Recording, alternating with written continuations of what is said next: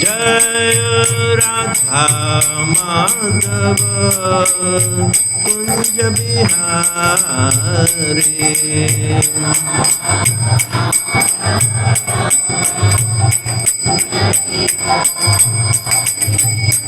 गोपी जन वल्लभ गिरिवर धारी।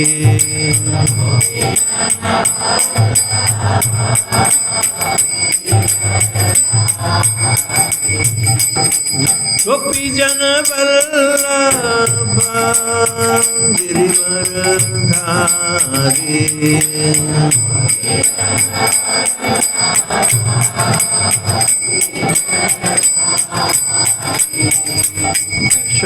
यशोदानंदन व्रज जन रंजना।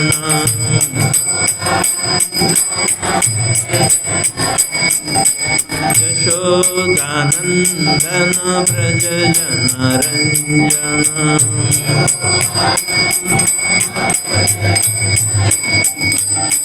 जमुना तीर वनचारी।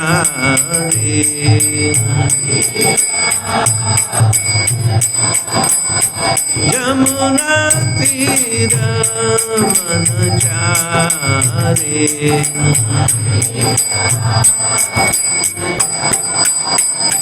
जय राधा माधव कुंज बिहारी।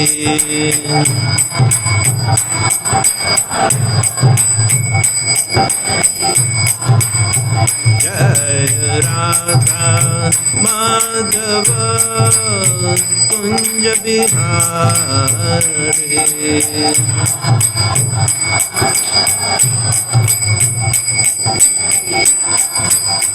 जय राधा माधव कुंज बिहारी।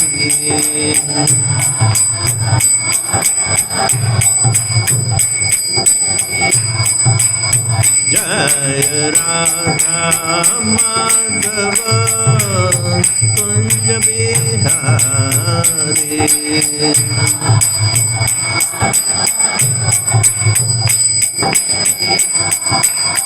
जय राधा माधव कुंज बिहारी।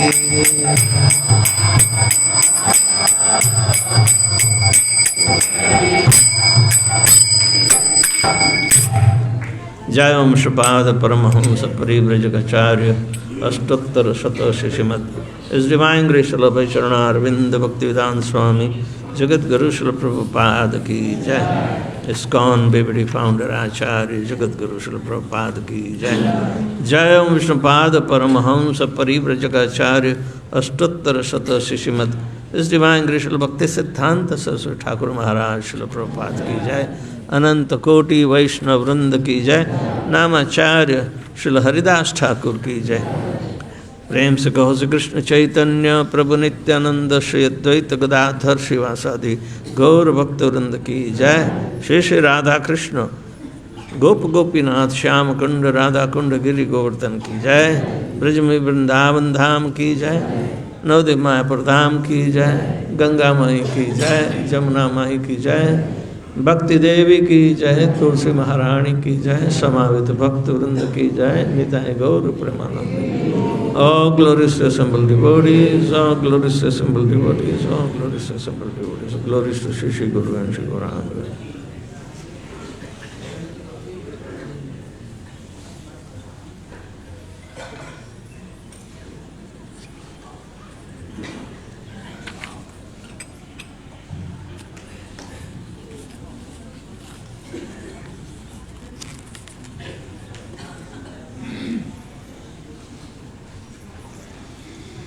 ओम नमो भगवते वासुदेवाय।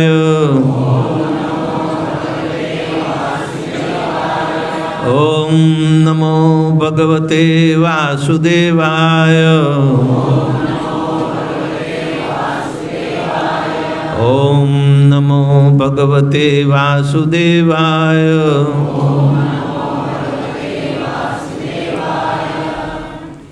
आज हम श्रीमद् भागवतम का 7वां स्कंद है और 8वां अध्याय है।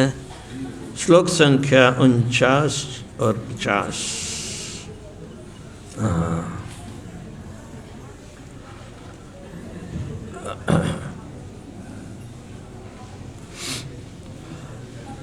भगवान नृसिंह ने हिरण्यकशिपु का वध तो कर दिया और ऐसी भगवान की लीला के संहारण में सारे देवता जो एकत्रित हुए हैं वो अपने अपने ढंग से भगवान को प्रार्थना कर रहे हैं।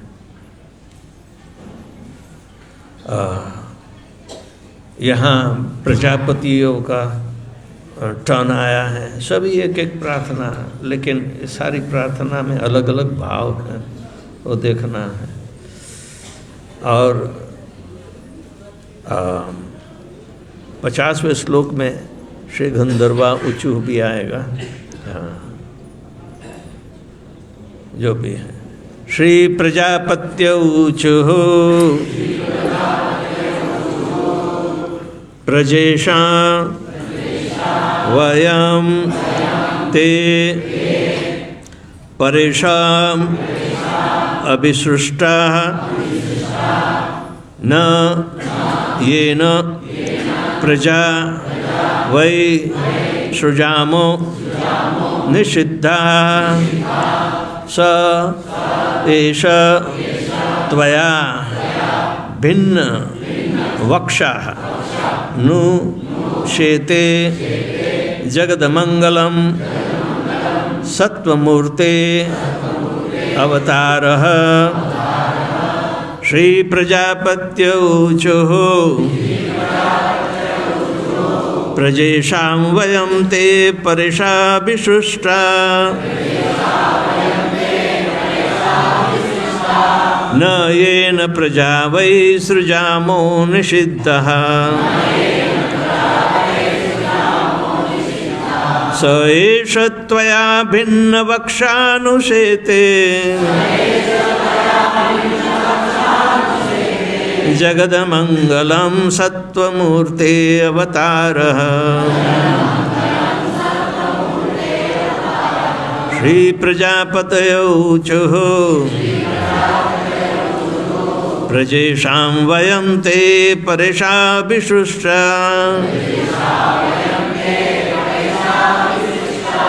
न येन प्रजा वै सृजामो निषिद्धः स एष त्वया भिन्नवक्षानुशेते जगन्मंगलं सत्वमूर्ते अवतारः श्री प्रजापतये ऊचुः प्रजेशां वयं ते परिषा विसृष्टा न येन प्रजा वै सृजामो निषिद्धः स एष त्वया भिन्नवक्षानुशेते जगन्मंगलं सत्वमूर्ते अवतारः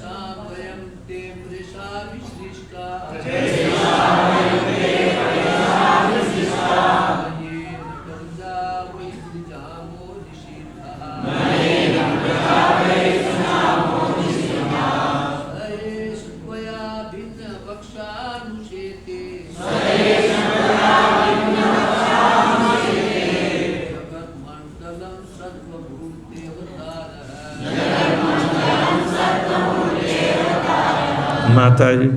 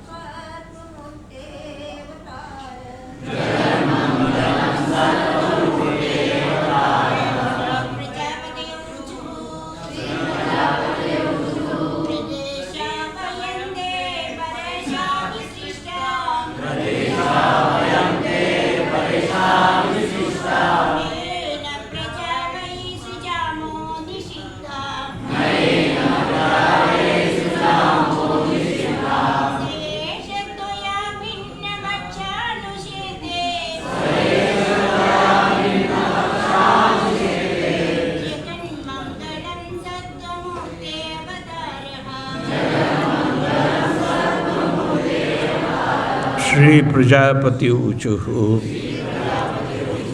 विभिन्न प्राणियों के उत्पन्न करने वाले महापुरुषों ने ये कहकर प्रार्थना की, प्रजाईशाह, जीवों की अनेक पीढ़ियों को जन्म देने वाले ब्रह्मा द्वारा उत्पन्न सारे प्रजापति, वयम हम सभी, ते तुम्हारे, पर ईश हे परमेश्वर, अभिसृष्टा उत्पन्न, न नहीं, ये न जिस हिरण्यकशिपु से, प्रजा सारे जीव, वही निसंदेह, सुजामः हम उत्पन्न करते हैं, निषिद्धा मना किया गया, सह वह हिरण्यकशिपु, एषः यह, त्वया तुम्हारे द्वारा, भिन्न वक्षाः जिसका वक्षस्थल विदीर्ण किया जा चुका है, नु निसंदेह शेते शयन करता है, जगत मंगलम सारे जगत के कल्याण के लिए, सत्व मूर्ति शुद्ध सतोगुण के दिव्य रूप में अवतार, यह अवतार। अनुवाद है, प्रजापतियों ने इस प्रकार स्तुति की, हे परमेश्वर, हे ब्रह्मा जी तथा शिव जी के भी पूज्य प्रभु, हम सारे प्रजापति आपके द्वारा दी गई आज्ञा के पालन के लिए उत्पन्न किए गए थे, किंतु हिरण्यकशिपु ने हमें और उत्तम संतान उत्पन्न करने से रोक दिया। अब यह असुर हमारे समक्ष मृत पड़ा है, जिसके वक्षस्थल को आपने विदीर्ण कर दिया है। अतएव हम आपको सादर नमस्कार करते हैं, क्योंकि इस शुद्ध सात्विक रूप में आपका यह अवतार समग्र ब्रह्मांड के कल्याण के निमित्त है। श्री गंधर्वाहुचु।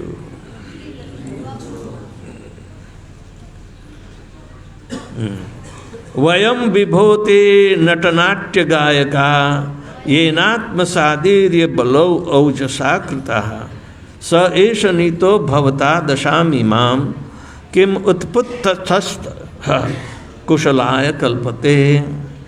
श्री गंधर्वाहुचु। गंधर्वलोक के निवासी जो सामान्यतः स्वर्गलोक के गायक होते हैं, वे बोले, वयम हम विभो, प्रभु, ते तुम्हारे नटनाट्य गायका, नाटक के नर्तक तथा गायक, ये न जिससे आत्मसात पराधीन, वीर्य उसके पराक्रम, बल तथा शारीरिक शक्ति से, ओजसा प्रभाव से, कृताः बने लाए हुए हैं, सह वह हिरण्यकशिपु, एषः यह नित लाया गया भवता आपके द्वारा दशामिमाम इस दशा को किम क्या उत्पस्थतः कुमार्गगामी कुशलाय कल्याण के लिए कल्पते समर्थ हैं। गंधर्वलोक के निवासियों ने प्रार्थना की कि हे भगवान, हम नाच तथा अभिनय में गायन द्वारा आपकी सेवा में लगे रहते थे, किंतु इस हिरण्यकशिपु ने अपनी शारीरिक शक्ति तथा पराक्रम से हमें अपने अधीन बना लिया था। अब आपके द्वारा यह इस अधम दशा को प्राप्त हुआ है। भला हिरण्यकशिपु जैसे कुमार्गगामी के कार्यकलापों से हमें क्या लाभ हो सकता है। तात्पर्य श्री प्रभुपाद के द्वारा परमेश्वर का अत्यंत आज्ञाकारी सेवक बनकर मनुष्य अत्यंत शक्तिशाली, प्रभावशाली तथा तेजवान बन जाता है, किंतु कुमार्गगामी असुरों का पतन हिरण्यकशिपु के समान होता है। भले ही हिरण्यकशिपु जैसे व्यक्ति कुछ काल तक अत्यंत शक्तिमान रहते हैं, किंतु पूर्ण पुरुषोत्तम भगवान के आज्ञाकारी दास यथा देवता सदैव शक्तिशाली बने रहते हैं। भगवत कृपा से वे हिरण्यकशिपु के प्रभाव पर विजय पाते हैं।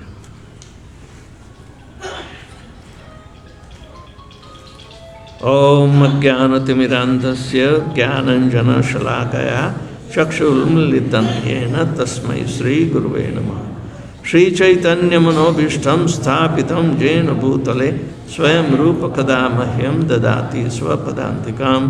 वन्देऽहं श्रीगुरुः श्रीयुतापदकमलं श्रीगुरून् वैष्णवांश्च श्रीरूपं साग्रजातं सहगणा रघुनाथान्वितां सजीवं साद्वैतं सावधूतं परिजनसहितं कृष्णचैतन्यदेवं श्रीराधाकृष्णपादान् सहगणा ललिता श्रीविशाखान्वितांश्च।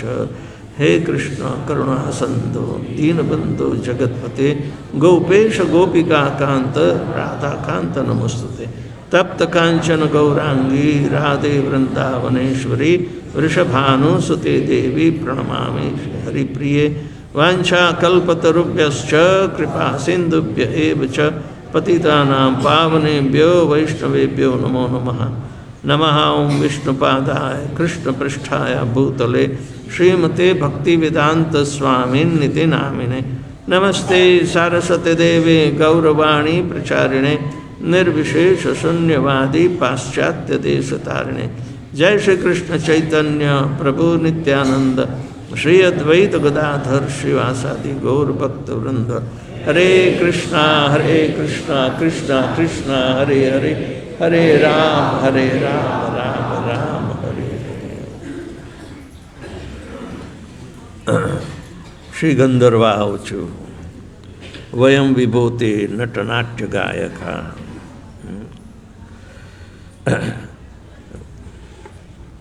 सभी को अपनी औकात में रहना चाहिए। ये सारे देवता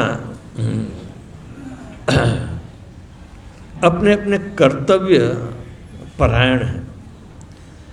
भगवान द्वारा या ब्रह्मा या शिव जी द्वारा दिए गए अपने कार्यकलाप भगवान की प्रीति के लिए वो यदि उपयोग में लाते हैं तो भगवान के संदर्भ में ही इनकी भक्ति भी सबब होती है। अन्यथा जो भगवान के संबंध में ये कर्तव्य नहीं है तो स्वाभाविक रूप से इनको कोई लाभ नहीं। आप देखोगे अब तक ब्रह्मा से लेकर शिव जी इत्यादि सभी ने अपने अपने कर्तव्य परायणता के अनुसार भगवान की जो सेवा है उसमें इनकी जो अनुभूति है भगवान की उसके अनुसार सबने प्रार्थना की है। ज़्यादातर ये सारे भौतिक सृष्टि के संचालन में नियुक्त किए गए देवता हैं, वो सभी उपस्थित थे क्योंकि पृथ्वी पर हिरण्याक्ष ने जो अत्याचार किए थे उसका भगवान ने तो पर्चा दिया तब हिरण्याक्ष को मारा। लेकिन ये हिरण्यकशिपु अपने भाई का बेर विष्णु पर ही लेना चाहता था। तो ये असुरों की प्रवृत्ति हैं जो भगवान की कोई दरकार नहीं रखते। हाँ, अब जब इनको भी मारा भगवान ने, क्योंकि भगवान तो सर्वशक्तिशाली हैं और ये प्रदर्शन करते हैं, लेकिन जहाँ तक भौतिकता का संबंध है सभी देहधारियों के लिए ये जानने की आवश्यकता बनी रहती है कि भगवान को जानने के लिए पहले भगवान की तरफदारी वाली सेवा करनी चाहिए। अतः पुंभी द्विज श्रेष्ठ वर्णाश्रम विभागश स्वनुतिष्ठस्य धर्मस्य संसिद्धि हरितोषण।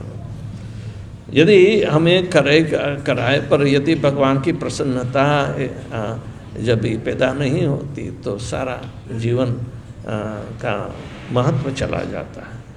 सभी कर्तव्य परायण हैं। हाँ, कर्तव्य करना पड़ता है, जबरदस्ती से भी करना पड़ता है। हाँ, कोई समझे कि हड़ताल पर चले जाए कि मैं नहीं करूँगा कुछ भी। हाँ, हाँ, ये प्रकृति मुझे परवशता से कराती है, लेकिन मैं भी ऐसा ठान कर बैठ जाता हूँ। तप वृत्ति और जो भी हठ योगी की तरह हठ लेकर बैठ जाते हैं, तो क्या हमारी विजय होगी? प्रकृति परवशता से भी कर्म कराते हैं। तो ये देवताओं को भी कर्म के नियम लागू होते हैं, लेकिन वो जानते हैं। हाँ, संसिद्धिम हरितोषण, हमें अपने दिए गए कर्तव्य के अनुसार हमें भगवान की प्रसन्नता पानी है। तो जब भगवान अवतार के रूप में आते हैं तो वो प्रशंसा कैसे करेंगे? अपने कर्तव्यों की सीमा में रहकर ही करेंगे। हाँ, ऋषि मुनि ने भी प्रार्थना की, इंद्र ने प्रार्थना की, सब अपनी अपनी कर्तव्य परायणता के अंदर संलग्न रहकर कोई ज़्यादा बकवास नहीं करता। हाँ, ये यहाँ प्रजापति अपनी कर्तव्य परायणता में जो ये असुर ने विघ्न डाले थे, तो उसका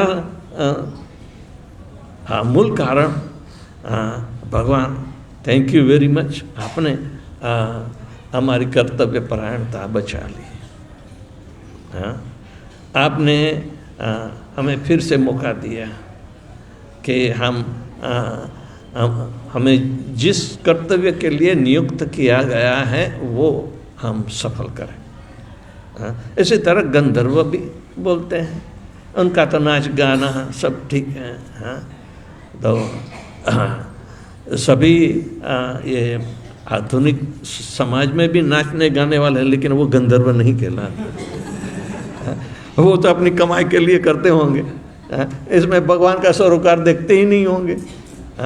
लेकिन स्वकर्मणाम अभ्यर्च सिद्धिं विन्दन्ति मानवा, अपने अपने जो कर्तव्य दिए गए हैं, चाहे वर्णाश्रम के अनुसार हो या परंपरागत हो, तो वर्ण आश्रम में तो फिट तो होता ही है। तो उसके अनुसार कर्तव्य परायण यदि भगवान की प्रसन्नता के लिए करते हैं तो अवश्य वो भक्ति बन जाती है। लेकिन वो दूसरों की कर्तव्य परायणता के लिए बड़े बड़े शब्दों में बोलते नहीं, सबको अपने औकात में रहना चाहिए। हम जो नहीं हैं तो वो ज़्यादा बड़े बड़े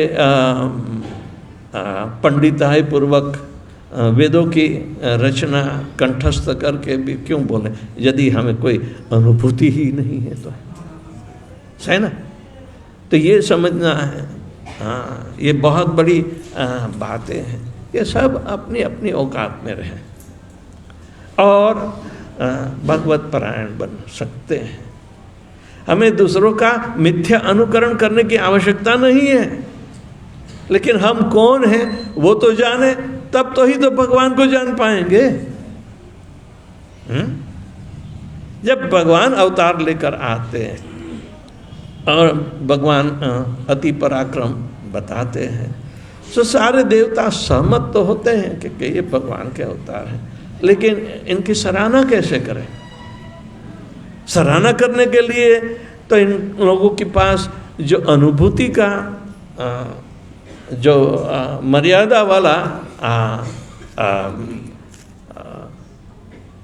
उसका हृदय में भरा है, भगवान की प्रतीति का जो है, तो वही संदर्भ के अनुसार वो बोलेंगे। तो कर्तव्य परायणता बहुत बड़ी चीज है, लेकिन मैं गृहस्थ हूँ, मेरी कर्तव्य परायणता ये है, लेकिन भगवान के संबंध में नहीं है तो फायदा क्या है? वर्णाश्रम विभागशः, वर्ण और आश्रम की व्यवस्था दी गई। ये तो देवताओं में भी वर्णाश्रम है। देवता हो तो क्या हुआ? कई लोगों ने तो शादी भी नहीं की है, तो कौन से वर्ण में आएंगे? कौन से आश्रम में भी जाएंगे? ज्यादातर काफी देवता गृहस्थ है, पता है, सबके अपने अपने पत्नी है, नाम ही है, सब कुछ है। लेकिन भगवान ये वर्ण आश्रम के कर्ता होते हुए भी अकर्तारम है। चातुर्वर्णम मया सृष्टम गुण कर्म विभागशः।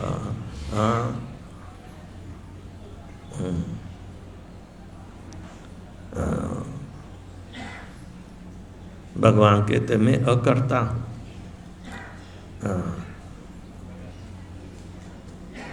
किसकी प्रसन्नता के लिए भगवान ये सृष्टि बनाते हैं? भगवान की प्रसन्नता यदि बनाए रखनी है तो भगवान ने जो व्यवस्था की है उसमें रहकर ही हम भगवान के भक्ति परायण हो सकते हैं और अपने अपने कर्मों की आहुति भगवान की प्रीति के लिए देनी होती। नहीं तो आहुति दिए बिना यदि कर्म के फल हम खाते हैं तो बंधन में आ ही जाएंगे। तो बंधन से सभी मुक्त हो सकते हैं। एक कर्तव्य परायणता भगवान की प्रीति के लिए ही होती है, अन्य कोई चीज के। लेकिन ईर्ष्यालु जीव अपने जात ऐसे अवधारणा करके अपने आप को काफ़ी उलझता रहता है, जिंदगी भर उलझता रहता है।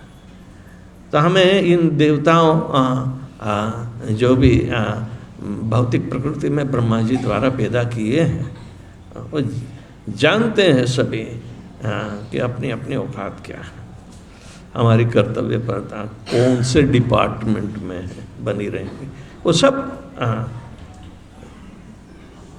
जानते हुए हमें करना चाहिए। इसी तरह आदर्श गृहस्थाश्रम में भी ये सिखाया जाता है।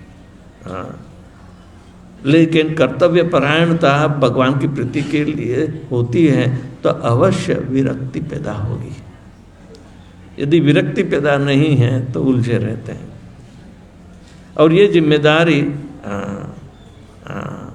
गृहस्थ को, जो हम कहते हैं head of the house hold, उस पर रहती है।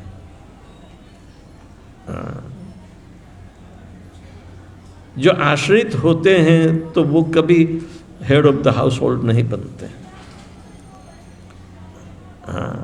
इसीलिए ज़्यादातर पिता के बाद पुत्र ही head of the household कहलाता है और सभी को संरक्षण में रहना पड़ता है। ये वर्णाश्रम की सारी सिस्टम बनी चाहिए। तो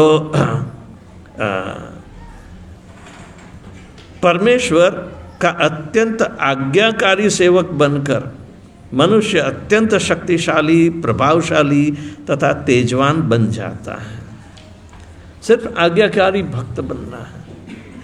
हाँ, हमें यदि आज्ञा गुरु से प्राप्त है या भगवान से सीधी प्राप्त होती है, फिर भी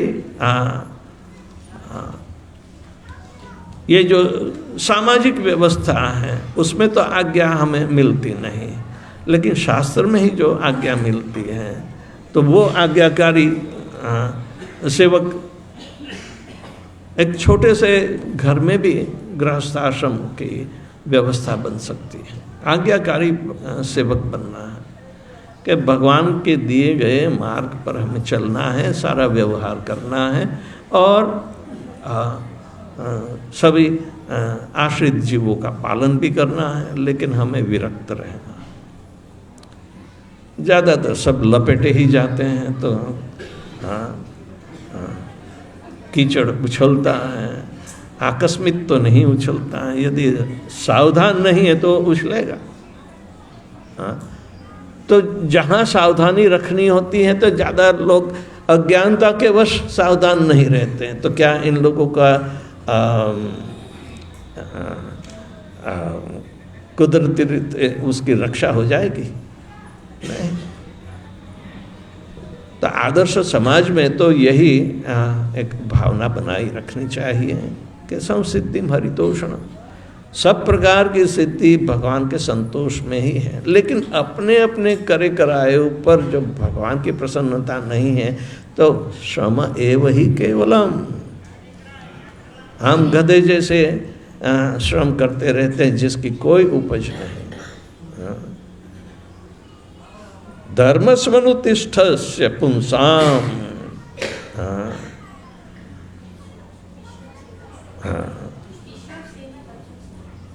धर्म सनुष्ठिष्ठस्य, अपने अपने स्वधर्म तिष्ठ है। और ये पुरुष सारे कर्तव्य कराए, यदि भगवान पर आकर्षण नहीं जमा सकते हैं, इनको अर्पित करते नहीं तो आकर्षण भी जाएगा कैसे? धर्म स्वनुतिष्ठ पुंसाम विश्वक्षेन कथासु यह नोत्पादये यदि रतिम श्रम एव ही केवलम। ये मायावादी लोग तो वो दीवार पर लगाते हैं श्रम की ही विजय होती है, इनके गधे की विजय होती है। कहाँ कितनी विजय होती है? ये अर्थहीन ऐसे मायावादी या निरीश्वरवादी जो उल्लेख है वो शास्त्र में नहीं दिए हैं, वो अपने बनाए दिए गए, लेकिन सारी जनता को गुमराह करने के लिए। तो जगत मंगलम कैसे होगा? भगवान जगत मंगल करते हैं, वो कंजूस नहीं है। हाँ, सभी का मंगल करते हैं। हाँ, इनका नाम भी मंगल करने वाला है। हाँ, जिसकी प्रतीति भक्त लोग कर रहे हैं। हाँ, ये सभी प्रकार के भक्त होते हैं, लेकिन प्रायोगिक रूप से सारे भक्त वर्णाश्रम में भी आते हैं। यदि हम भक्ति करते हैं इसीलिए वर्णाश्रम से ऊपर हो गए हैं, ऐसी मानने की कोई आवश्यकता नहीं है। हाँ? भक्ति सर्वश्रेष्ठ है, लेकिन उसके अनुसार हमारी औकात के ऊपर भी हम यदि चले जाते हैं और हम करने में असमर्थ रहते हैं तो फिर फायदा क्या? अपने आप को ही धोखे देना बराबर लगता है। जो हम नहीं हैं उसका प्रदर्शन करने की क्या आवश्यकता है? तो सबको अपनी अपनी औकात, ये देवता लोग जानते हैं कि औकात में रहना है। हाँ? और उसके अनुसार अपने कर्म को भगवान की प्रसन्नता के लिए करते हैं। वो बता देते हैं कि भगवान आपकी प्रसन्नता के लिए हमें नाच गाना है। हाँ? हमें आपका मनोरंजन करना है।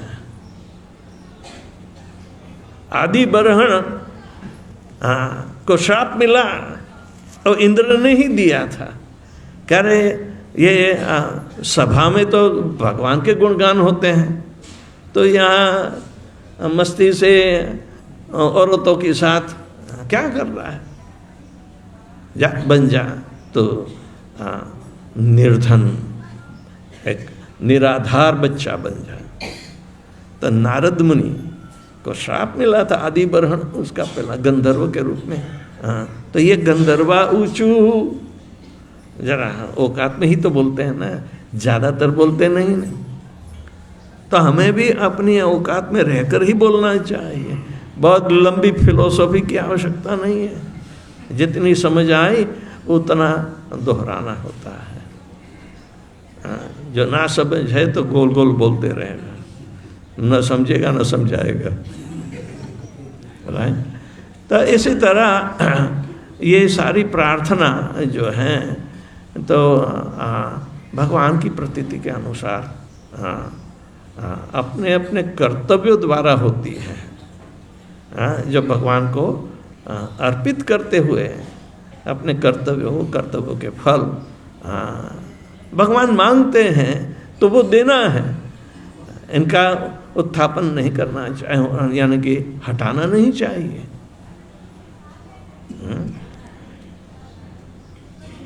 कोई ना समझ से इतना करो, चलो करो, लेकिन फल की बाबत में जरा हम दोबारा सोचेंगे करके भगवान को हम समझा देंगे कि इस बार नहीं अगली बार दे दूंगा। ये सब बेकार है, यानी कि भगवान पर भरोसा नहीं है। उधारी तो चुकानी ही होती है। हाँ, हमने कितनी बार भगवान के लिए काम किया, कोई समझता नहीं। करना चाहिए, हाँ हम जानते हैं, लेकिन तो गुरु भी तो देख रेख रखेंगे। हाँ, गुरु ने गुरु भाइयों अपने शिष्यों को भेज दिया होगा कि चलो गुरु भाइयों पर देख रेख रखने के लिए गुरु भाइयों नियुक्त करते हैं। इनको भी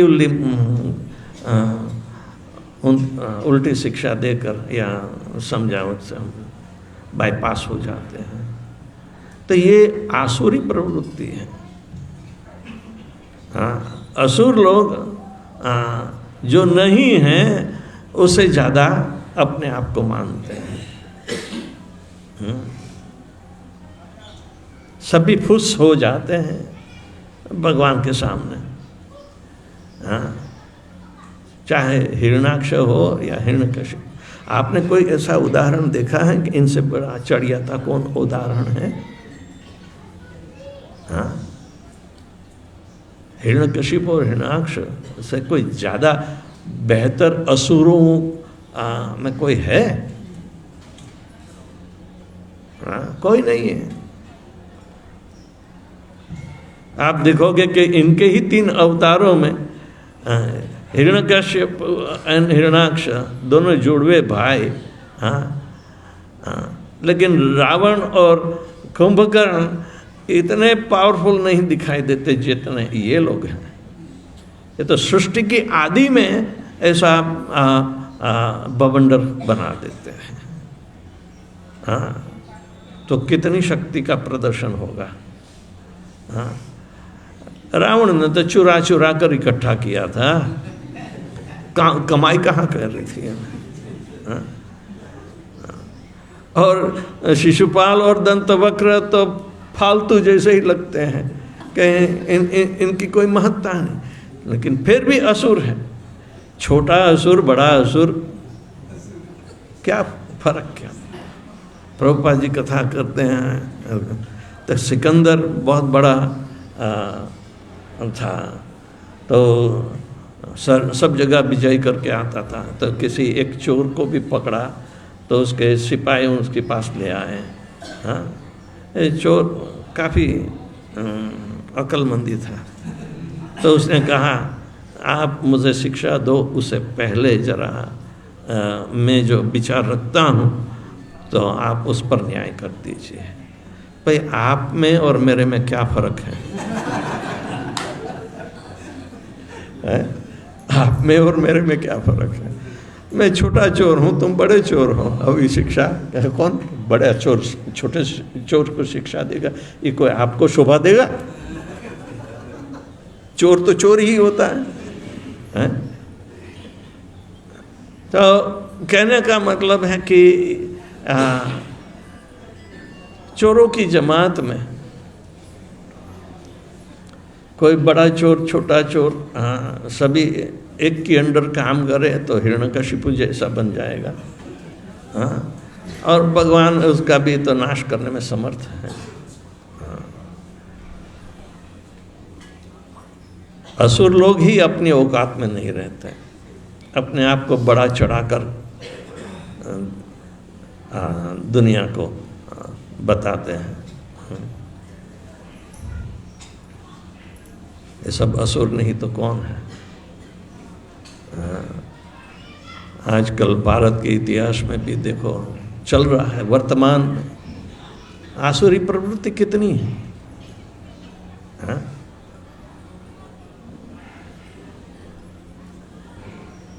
जो भारत का प्रधानमंत्री भी नहीं बन सकता, उसको भी प्रधानमंत्री बनने की अपेक्षा है और उसको बड़ा चढ़ाकर रखते हैं। क्यों नहीं बन सकता? क्योंकि परदेसी है।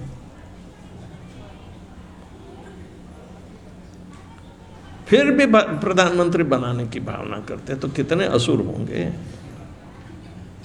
आसुरिक प्रवृत्ति दिखाई ही देती है। हाँ, दो भूत स्वर्गे, हाँ, दैवासुर संपत्ति, हाँ, दैव और दो भूत स्वर्ग हैं। हाँ, जब सृष्टि पैदा की उसमें दो ही जात पैदा की, एक विष्णु भक्त भवेद्वैव आसुर्य तद विपर्य। विष्णु भक्त ही दैव कहलाता, और असुरी जो है तो विपर्य, उल्टा। हाँ, बीच वाली कोई प्रवृत्ति है। हाँ, आप जब भी पैदा हुए थे तो आपके माता पिता ने टेवा दिखा, जन्म से ही देखना चाहते हैं कि ये असुर में से आया है, देव में से आया, तब हम उसको इसका पालन भी करने में हमें भी थोड़ा ध्यान रखना चाहिए। तो वो पहले से अगमचेती दे देते हैं, पहले से ही कि बच्चा कैसे निकलेगा, उसके गुण आसुरी गुण ज़्यादा हैं या दैवी गुण ज़्यादा है। दैवी गुण हो तो हम सब उत्तेजन पान शायद हमारा उद्धार कर सकता है, लेकिन इसके पास क्या है, ये तो बेवकूफ़ निकलेगा तो शत्रु बन जाएगा। राइट? तो ये सारी जो व्यवस्था है वो पहले दिखवाते हैं, लेकिन सिर्फ उसमें एक ही कमी रह जाती है, तो वो भगवान की प्रसन्नता छूट जाती है। हम इन चंगालों में ऐसे फंसते हैं कि भगवान साइड में रह जाते हैं, जबकि ये सारा जो टेवा दिखवाना इत्यादि वो तो भगवान की प्रसन्नता के लिए दिखवाते हैं। तो उसके अनुसार हम चलो ये यदि थोड़ा असुर है तो जब तक हमारे मर्यादा या कंट्रोल में है तब उसको तो सिखाएं, कभी काम में आ जाएगा।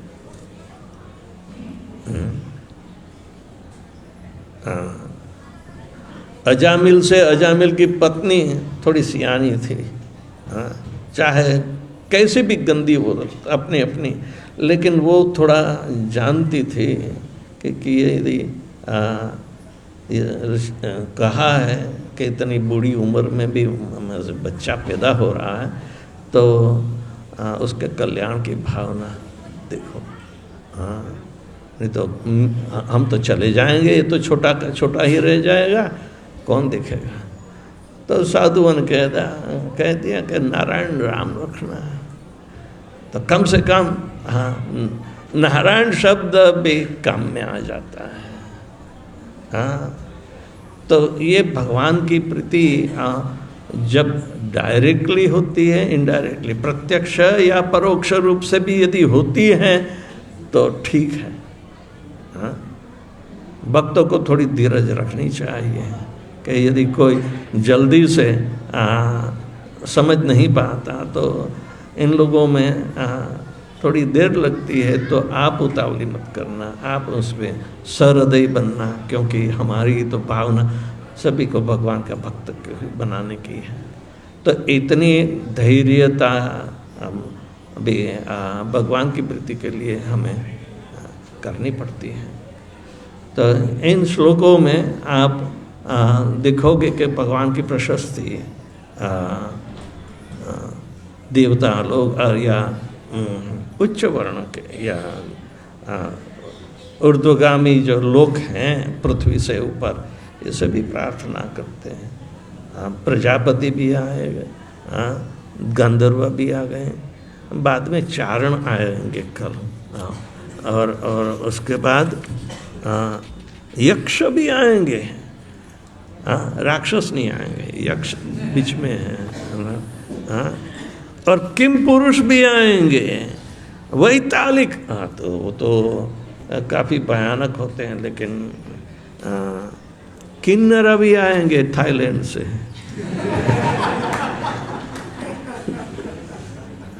अंत में विष्णु पार्षद आएंगे। देखो ये सब की प्रार्थना में क्या थोड़ा अंतर है, वो देखने में मजा आएगी। तो हम यहाँ समाप्त करें। कोई किसी को प्रश्न है तो अवश्य पूछें।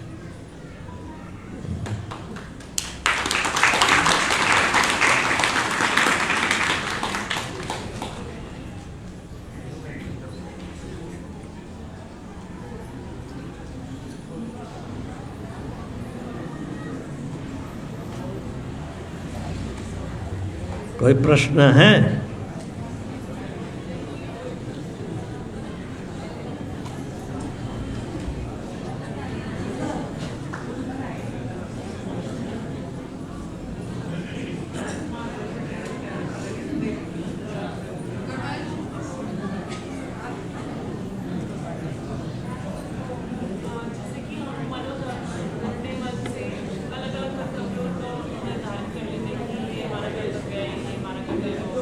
आवाज मत करो, सुनाई नहीं देता।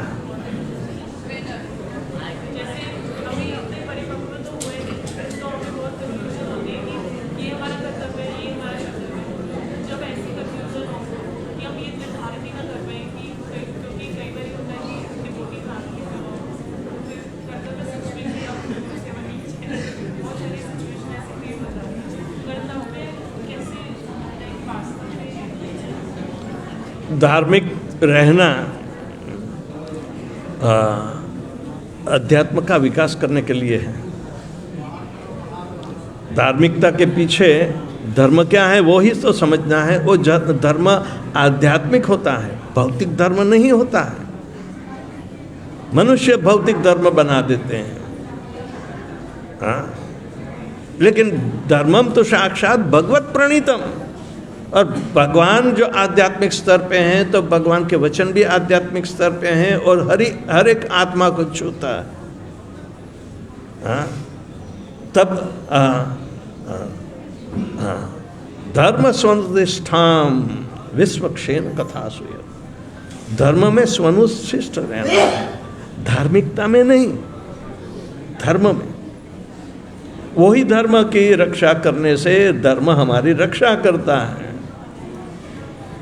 नहीं तो ये कोई हिंदू धर्म क्या हमारी रक्षा करता है? मनुष्य ने बना दिया, लेकिन अपना तो वैदिक धर्म है। हाँ, धर्मम तो साक्षात भगवत प्रणीतम। हाँ, भगवान ने स्वयं धर्मों के नियम बनाए हैं।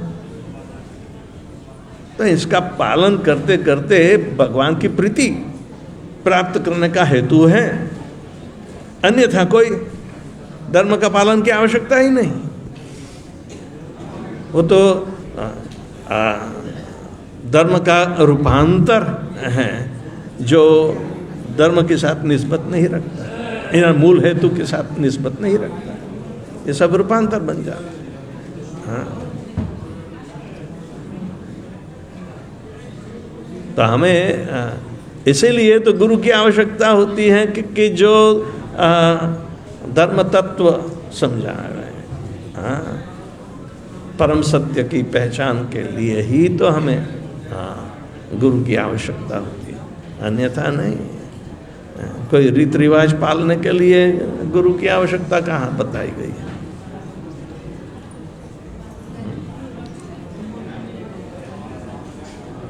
हमें ये 7वां स्कंद है, उसमें प्रहलाद महाराज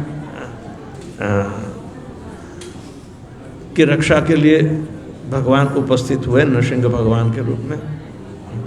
लेकिन इसमें जो समझ है तो नारद मुनि स्वयं प्रहलाद आख्यान कर रहे हैं और नारद मुनि युधिष्ठिर को समझा रहे हैं। उसमें आदर्श ये जो समाज है इसकी व्यवस्था बताते हैं। इसमें ब्रह्मचारी, गृहस्थ, वानप्रस्थ और सन्यास, चार आश्रमों की वो जो कर्तव्य परायणता के पर युधिष्ठिर महाराज को समझाते, क्योंकि वो राजा है और राजा को हर एक आश्रम और वर्णों की व्यवस्था में अवश्य नियंत्रण रखना चाहिए। तो वो जब हमें ये हेतु आजकल के ज़माने में मिलता नहीं है तो गुरु के पास तो अवश्य मिल सकता है। अपने अपने वर्ण और आश्रम में स्थित रहकर जो वर्णाश्रम में सूचित कर्म दिए गए हैं उसका पालन करते भगवान की प्रसन्नता देखना, ये अपने जीवन की सार्थकता बताते हैं। अन्य कोई चीज़ नहीं तो मुश्किल ही में खड़ी कर देंगे, क्योंकि वहाँ नासमझ हैं या पूर्ण व्यवस्था का परिचय कराने वाला कोई गुरु नहीं है, तब ये मुश्किल खड़ी होती है। और कोई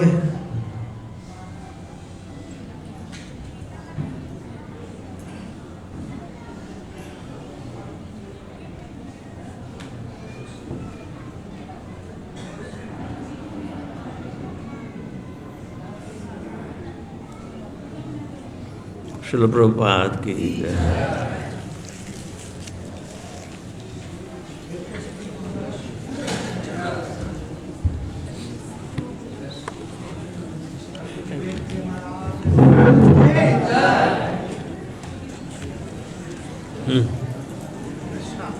प्रसाद ये तो पता नहीं कब चलेगा। कुकी हो तो ठीक है, तोड़ के भी दे सकते, यदि कुकी नहीं है तो परेशानी। कुकी है,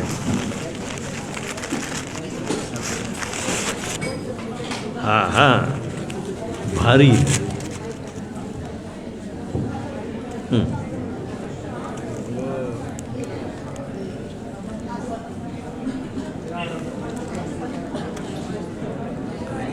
एक, दो, तीन।